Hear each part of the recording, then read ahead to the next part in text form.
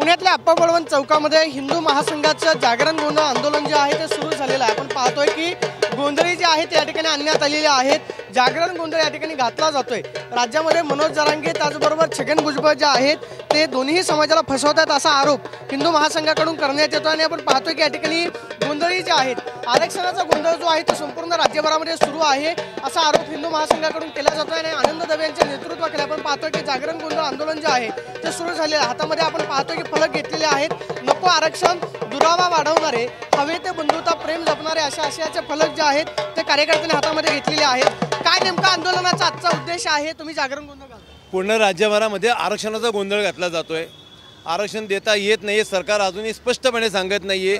आरक्षण मिळवता येत नाहीये हे जरांगे सुद्धा स्पष्टपणे सांगत नाहीयेत। आपापल्या समाजाच्या युवकांना फसवण्याचं काम हे दोघेही नेते करत आहेत। म्हणजे दोघं मनोज जरांगे आणि छगन भुजबळ दोघेही मित्र आहेत असं आमचं स्पष्ट म्हणणं आहे। जर तुमचं सरकार भांडण सरकारशी असताना तुम्ही एकमेकांना अंगावर घेऊन सरकारकडेच दुर्लक्ष करायला लावता, हे सुद्धा हिंदू महासंघाची स्पष्ट भूमिका आहे। जरांगेच्या प्रत्येक आंदोलनाला काही मराठा युवकांनी आत्महत्या केलेल्या आहेत। इथपर्यंत तुम्ही वातावरण तापवता आहात।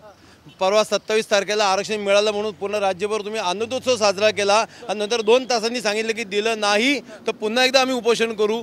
अर्थ स्पष्ट होत असताना, राज्याला जर मागासवर्गीय ठरवण्याचा अधिकार नाही माहीत असताना आपण देऊ शकत नाही असं सरकार आधी स्पष्ट का सांगत नाही?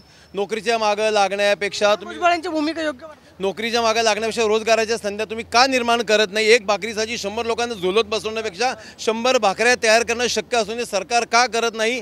जरांगे असतील, भुजबळ असतील ते का करत नाही हा प्रश्न आहे। एकमेकाच्या जातीवर, एकमेकाच्या समाजावर बंदी आणायची, त्यांना वेगळं करायचं, इथपर्यंत भाषण। भुजबळांची भूमिका योग्य वाटते का ज्या पद्धतीने ते बोलतायत? समाजातल्या बहुसंख्याचा ताठरपणा ते घेत आहे। मंत्रिपदाचा राजीनामा दिल्याचं 20 दिवसांनंतर सांगून आज हे मंत्रिपदाचे सर्व सत्ता उपभोगत आहेत।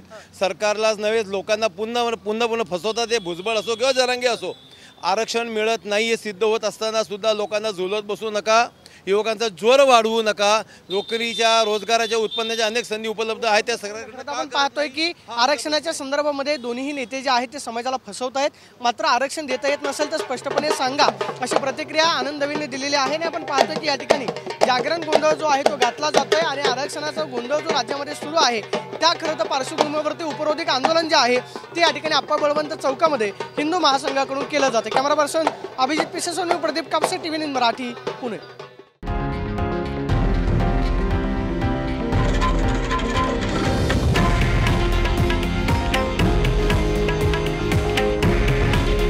हे आहे देशातील नंबर 1 न्यूज नेटवर्क आणि आपण पाहत आहात TV9 मराठी।